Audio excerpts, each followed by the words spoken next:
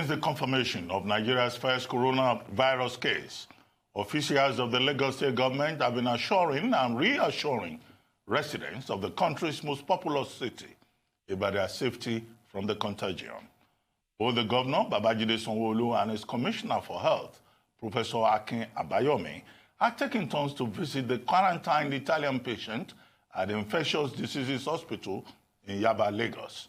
On his own, the Minister of Health, Dr. Osage Ehanire, has directed all intervention capacities to be activated, including the test centers in selected parts of the country.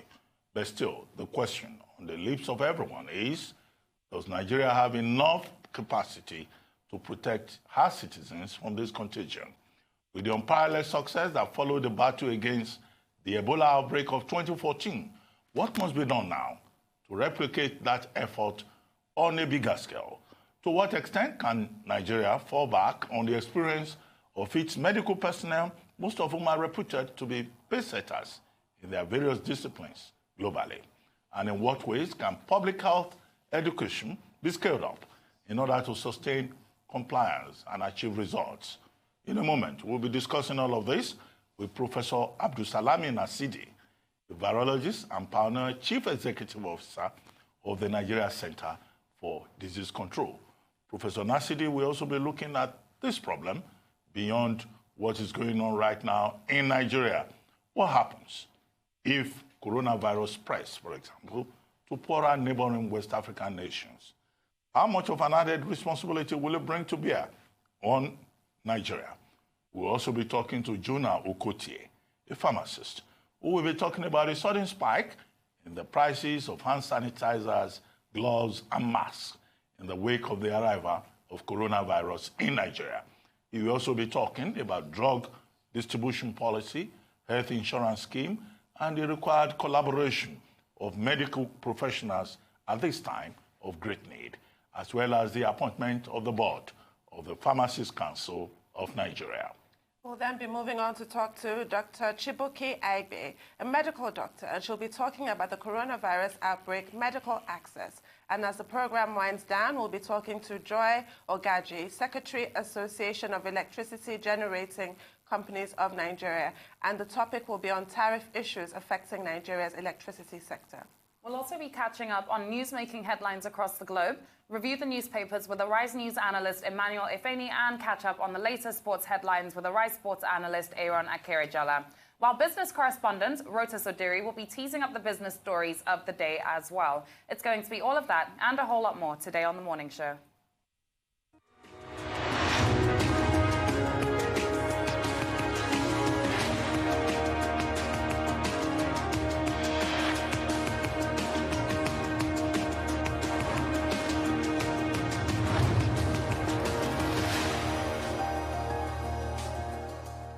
Welcome back to The Morning Show here on Arise News.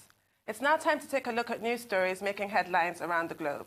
Here in Nigeria, President Muhammadu Buhari has called for calm following public panic, which was prompted by the confirmation of the country's first case of coronavirus. In a statement released from his office, President Buhari urged citizens to refrain from panic, in quotes, stating that it will cause more harm than good. He also praised the efforts of the Ministry of Health, the Center for Disease Control, and various state governments. Meanwhile, the governor of Lagos State, Babajide Sanwo-Olu, addressed the media yesterday after visiting the isolation center in Yaba. It's a virus that we haven't seen before, and it's something that all of us are learning as we go along. But all of you professionally have donated your time, your intellect, your skill, to be part of this national assignment. We cannot but commend and thank you so very much for making this happen. And to say on behalf of the teeming Nigerians and Lagosians in particular out there that there is no sufficient thank you that can be enough. But we'll continue to pray for you. We'll continue to pray along with you. And at the end of the day, I believe that this will also come, but it will go behind us very, very shortly. In terms of us also scaling up the advocacy and the information that we have, Tomorrow, I've invited some of my fellow governors and some commissioners of health around Lagos, especially around the southwest, just so that we can explain to them where we are, what we've been doing, and for practitioners like yourselves to also come around this facility and see for themselves, what all of you are doing, and be very appreciative of your efforts, but more importantly, to see how we can scale up right around the Federation centers like this. And like you always know, nobody can sufficiently prepare. But what I said to someone is that facilities like this are what we call redundancies. You just have to build them, and keep them, alive for events like this. So we're doing that tomorrow. We're also calling all our local government chairmen, our CDAs, our medical officers of health, and our various local governments, and so we're permeating the information right down to all our various stakeholders, just so that we carry them along, we inform them where we are, and we'll also be able to let them understand the very little things that they need to take back to their communities, just as a source of confidence and assurance that government at all levels are not leaving everything to chance, and all of us are working together in a coordinated manner. So all of that will go out tomorrow, and I think even next tomorrow, there's also a bigger stakeholder that we're having with all of the transport, road union officers and other stakeholders, just so that we don't leave anybody in the dark.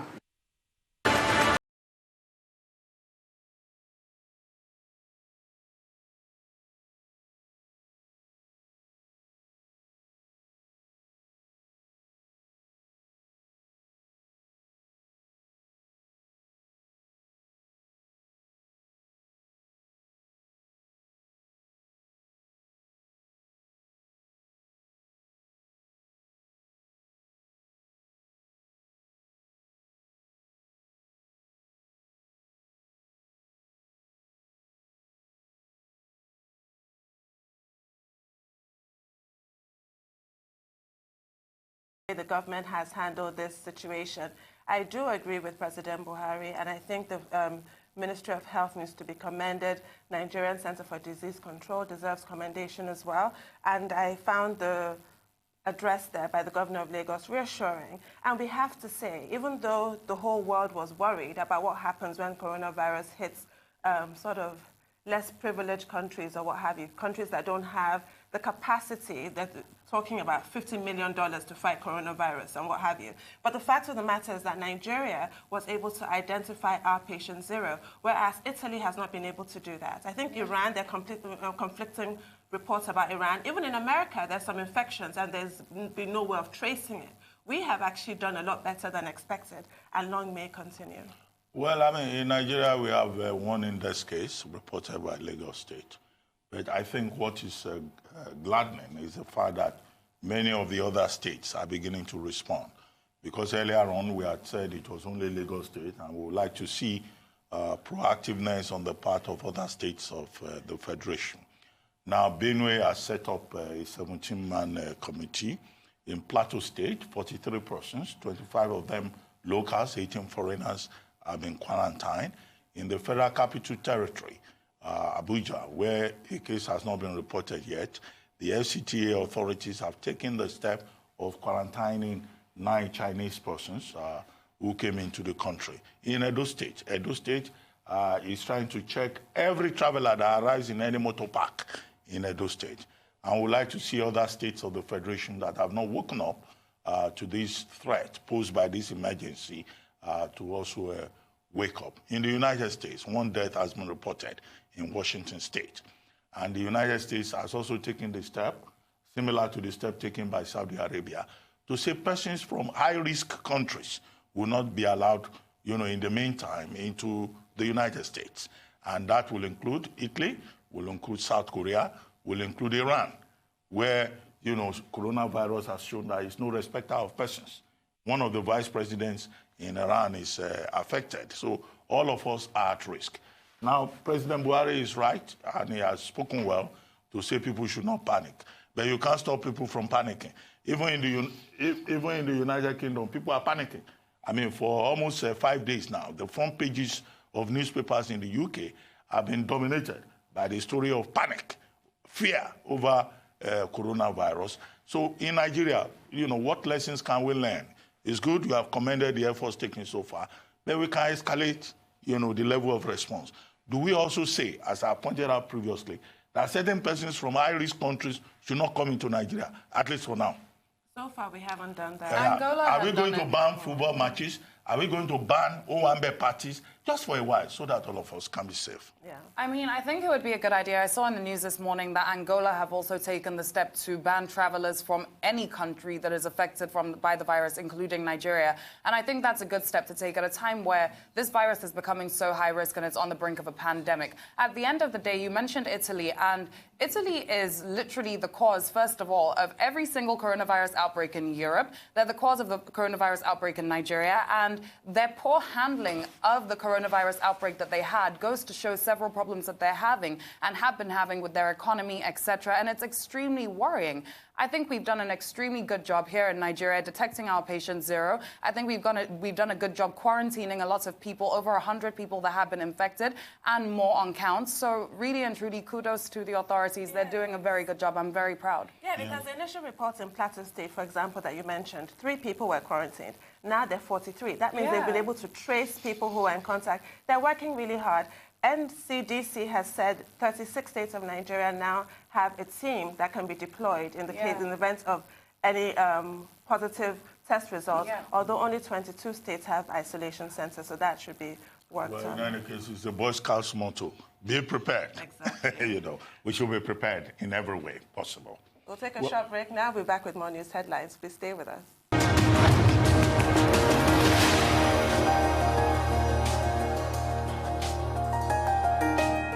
Welcome back to the morning show here on Arise News.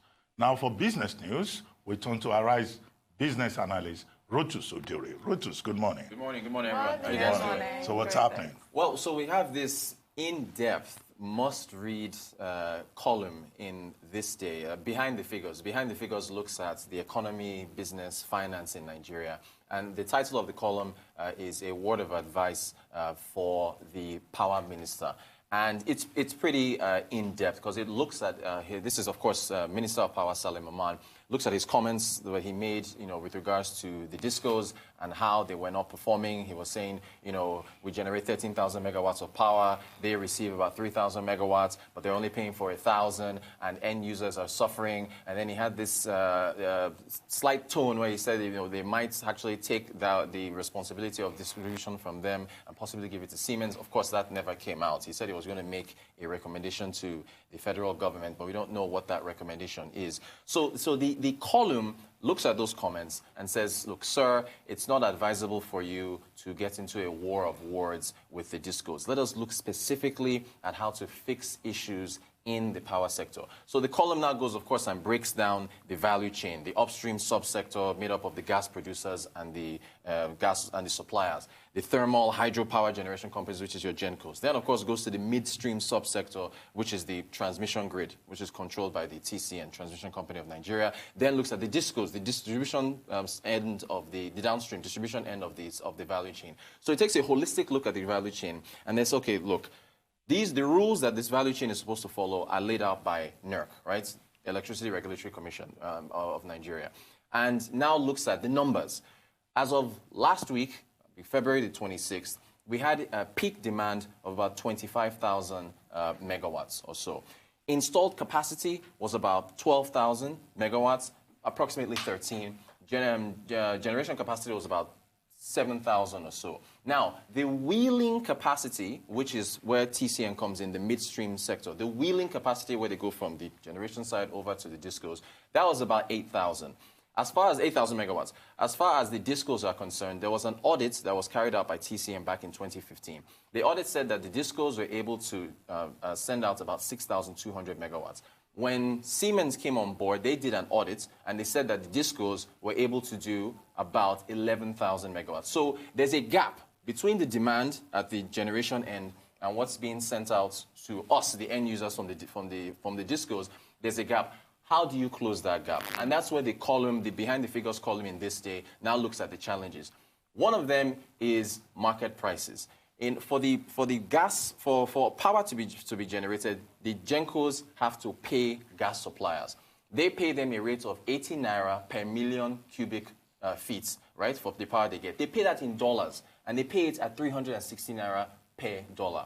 However, because of the MYTO, the multi-year tariff order, from NERC, DISCOs are not allowed to charge you and I more than 24 naira, 25 naira per kilowatt hour, which has been strategized over a number of years. So that's one of the major revenue gaps that we're looking at and why this sector is just not working. It's a really, really good read. It doesn't stop there. It goes into the challenges of MAPs, the meter asset providers, right, where we're supposed to all be metered and supposed to all be charged appropriately for the power that we use.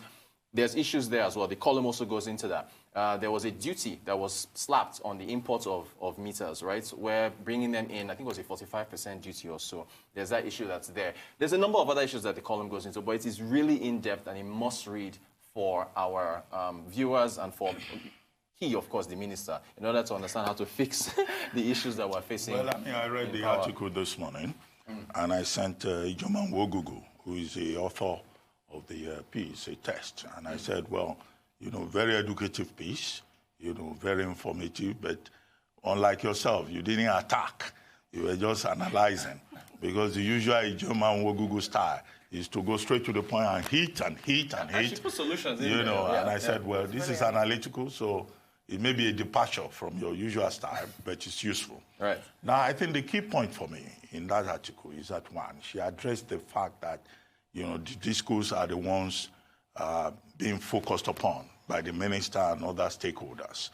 And that, that's understandable in our view because the DISCOs are the end of the value chain. They are the ones who collect money from customers. They are the ones who provide the electricity. They're the public image of the electricity sector. Mm-hmm. But that notwithstanding, the DISCOs themselves, in our view, have not done enough in terms of scaling up their activities, in terms of leveling up since, that sector was privatized. But however, this is our argument, that the problem is not just with the DISCOs. Right. The problem is with the entire value chain. And the failure of the regulators and the minister and the relevant authorities to look at the entire value chain, to resort to scapegoating, is the major challenge that we have. Right. That's one point she made. The second point she made is that there's misalignment between policy pronouncements and the actual reality on the ground. Right. And you've tried to look at some of those issues. Take, for example, metering. The regulator at a point said, meter access providers should get into the business. Now, these meter access providers have not been able to function. Again, because of this misalignment between policy and reality. Now, import levy on meters was increased to 35%. And yet you want meters. So how would these investors in the meters assets provision end of it, how would they be able to function? Right? Now, you've abandoned that. You've now come up again to say that if DISCOs do not provide meters by the deadline of end of April, then nobody should pay more than 2,000 naira or even 1,000 for R1 and C2 customers within the electricity sector. Now, how does that make sense? It's just simple common sense. No, Mark, it doesn't work. Okay, so what she's been able to do is to point out all of these contradictions. But at the end of the day, as I've always argued on this subject, electricity is important. We all recognize it. We all say it's important for growth, for development, even for small-scale and medium enterprises, even for homes, right? But government and the regulator, they are not applying policies to upgrade, to achieve results. You get the impression that on a regular basis, the Ministry of Power, the, what is it called? The NERC, the regulator, are introducing policies to damage the industry. That cannot be, the objective of government policy. Right. And that's why I think our argument about misalignment, of policy and social reality is an argument that can be sustained. And I hope that the minister, I'd written on this subject myself, that the minister would continue to take in ideas from everywhere, that the stakeholders, will have more quality engagement. Particularly, there should be more dialogue between the regulator and the discos and the bulk trader, because when the Electricity Reform Act was put in place, the whole idea is that at a certain point, we will have, enough electricity. And she asked the question, why is it that we have 13,000 megawatts, right, in generating capacity, and we cannot evacuate it? Right. Can somebody just look at that simple question and try to address it? Because, that question which she raises, I think, is also very important. So this is the thing, it's so convenient, as she says in the article, to make the discos a convenient whipping boy, Right. but the problems are myriad, aren't they? Yeah. Absolutely. Yeah. Look, we have to pay more for power. That's just, this almost even translates over to the Finance Act and the 7.5% VAT increase. Yes, we have one of the lowest VAT rates in Africa, in the world, right? So, but the question now, the tricky thing here is that, if you want to entice investors to come into the sector, they have to know that they're going to get a return on what the money that they're putting in. And so if they're going to put their money into this sector, how are they going to get it back? They're going to get it back if the costs are, if we have cost-reflective tariffs. So I think that's that I think is, as they say, the cocoa of the matter. It is raising, raising the money. When the labor unions come out to say you can't charge people, this is the roadblock. This is the roadblock. I think where the problem is that the average Nigerian sees electricity supply as social service. Now, that's not going to work. No, they see it. The average consumer sees it as an entitlement. That it is the job of government to give electricity. The average Nigerian does not want to pay for electricity. The discourse are saying, look, this is the product of a privatization process. Exactly. So if we give you electricity, the forces of demand and supply, market forces, must also kick in because it's an investment. Right. It's not social service. Right. Now, government says it provides subsidy, right? They've given figures running into billions upon billions, even when government agencies themselves don't pay for electricity.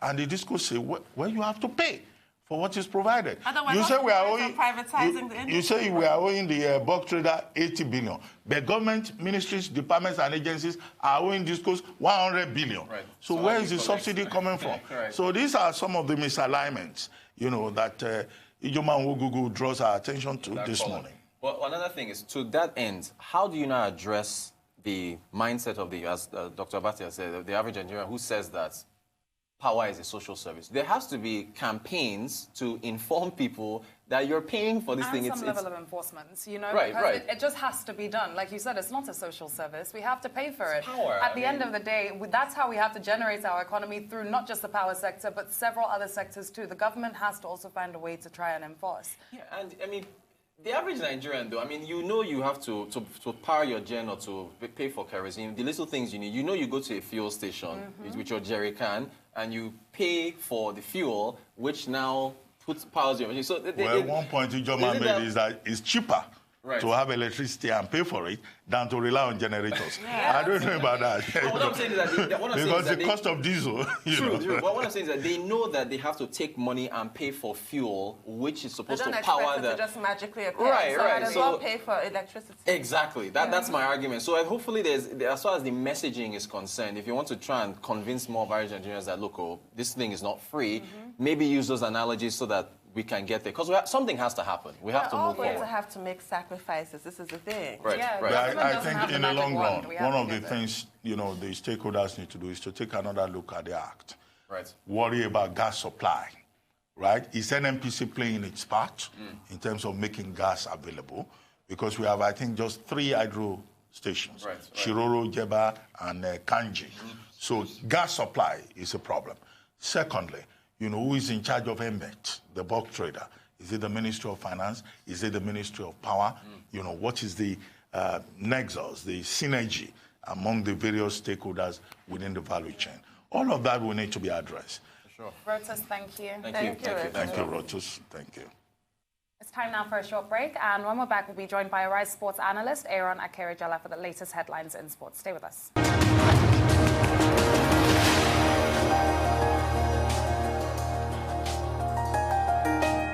Welcome back to the morning show here on the Arise News Channel. And joining us now with sports stories is Arise sports analyst Aaron Akerijola. Aaron the Baron. Good morning. Good morning. Good morning. Monochrome today, I can see that. Aaron is struggling Black. this morning. Black on the Monday. All right. All black. Maybe she's protesting the killing of Nigerians in There you the go. Northeast. Yeah, Probably. There you go. Probably. Leila, good morning. Good morning, how are you? It was actually a very, very boisterous weekend, I must actually say, in the world of sports. And also quite disappointing for some. But before we get into the disappointments, yesterday night we saw one of the biggest club fixtures in the world, the El Clasico. Real Madrid versus Barcelona, light up the screens, close to about 600 million people around the world watched it. 75,000 people, more than 75,000 people were in the stadium to witness. Real Madrid beat Barcelona 2-0 as Mariano Diaz and Vinicius Junior actually sinking Barcelona and ensuring that Lionel Messi was red-faced in that particular fixture. Unfortunately, Real Madrid dominated from start to finish. There were pockets of spaces where Barcelona tried to show their brilliance, but I must tell you, it was quite a wholesome performance from Real Madrid, and ultimately the result actually just justified the play in the entire 90 minutes. And as it stands right now, advantage Real Madrid. This is what it means is that whatever happens at the end of the season, if these two teams are tied and locked on points based on the head-to-head rule, which they always observe in the Spanish Premier Division, that would mean that Real Madrid do have a foot above Barcelona as we speak right now, because they played draw in the last fixture, and yesterday it was 2-0. Quite convincing from there, I must say. Compared Well, to last week. what happened? I mean, in 7 previous encounters in the El Clasico, Real Madrid could not beat Barcelona. Now they are top of the league, of the La Liga. The extra motivation. Yes, and, Lionel Messi couldn't perform any magic yesterday. What could have gone wrong? No, it seems that Lionel Messi right now, it's been said that he's actually winning, and people are beginning to tilt towards the argument that the supporting cast that Lionel Messi has had over the years have been stellar cast of the likes of Xavi Hernandez, Iniesta, to mention but a few. The names Dani Alves that always played to the style of Lionel Messi. Those players are long gone. Some of them have even retired from football. But as it stands right now, Barcelona's recruitment has been very shoddy. They've spent an arm and a leg, literally, buying players well over 100 million who have not delivered. Antoine Griezmann, Ousmane Dembele, they've brought in Alex Vidal, they've brought in Lucas Digne. The long list is huge, and people need to begin to ask questions, and some people need to start losing their jobs in Barcelona for some shoddy recruitments that they've actually done. They actually they sold Neymar for close to about 200 million pounds, and they spent that money, just wasted the money, not even spent it. They wasted that money, and ultimately Barcelona are now looking like a shadow of themselves. But the big question is whether Lionel Messi will stay after the season, He will or stay. whether he will leave, because stay. his contract allows him to walk free. Yes, he will stay because... You think so? Yes, because Barcelona has always been home to the man. He's been there since he was young, since he was in his teens, and they've come to love him in Barcelona. And not to forget, he earns reported £1.5 million a week. So You where would always he go talk to? about money. I must talk about money, because if you earn £1.5 million That's a an week, aspect. trust me, you will not be walking away That's from that. quite an incentive. Yes, a huge incentive. So I was actually No, but he saying, delivers Yes. beyond the money. we're hoping it does, but at the biggest stages, Lionel Messi has actually buckled. Because we've seen it in the UEFA Champions League last season against Liverpool. They had a 3-0 lead in the first leg. Going into the second leg, we expected a huge performance for Lionel Messi. He failed to do that. Also yesterday, these are games that actually makes great players rise up to the occasion. Barcelona is Lionel Messi. Lionel Messi is Barcelona. And maybe that's why they're FC. struggling right now. Maybe just why they're struggling right now. Some people might beg to disagree. But moving away from that, yesterday one man was in the stands to actually witness his former team beat Barcelona and it was Cristiano Ronaldo as their game, their own, the Italian El Clasico, as they call it, Juventus versus Inter Milan, was postponed amidst several other games that have been postponed. Coronavirus issues. And as it stands right now, they say no games will be played in Italy, as a matter of fact, or no sporting event will hold in Italy till the 8th. The clubs were to meet on Wednesday to begin to talk about this, but they are saying that from now till the 8th, no sporting event in the entire Italy will actually hold. And as it stands right now, when you're going to look at it... With over 2,000 cases reported and over 900 deaths, I think it's good to take, to be cautious. Yeah. And in fact, some people are already suggesting that even the 2020 Olympics should be postponed. That's a huge debate. The way it is with coronavirus, nobody knows, how this, virus, this epidemic will continue to escalate. Yeah. Absolutely. A senior member of the Olympic Committee, of course, Dick Pound, actually made that suggestion, and the Japanese sporting authorities refuted that that's not the official state of the Olympic Committee, and they are still hoping that the Olympics will actually hold. But as it stands right now, it's looking more and more unlikely. Anyway, thank you. I've even been suggesting that maybe we should postpone weekend parties in Nigeria till further notice, so that all of you can calm down. Doctor, please. I'm not included. Thank you very much.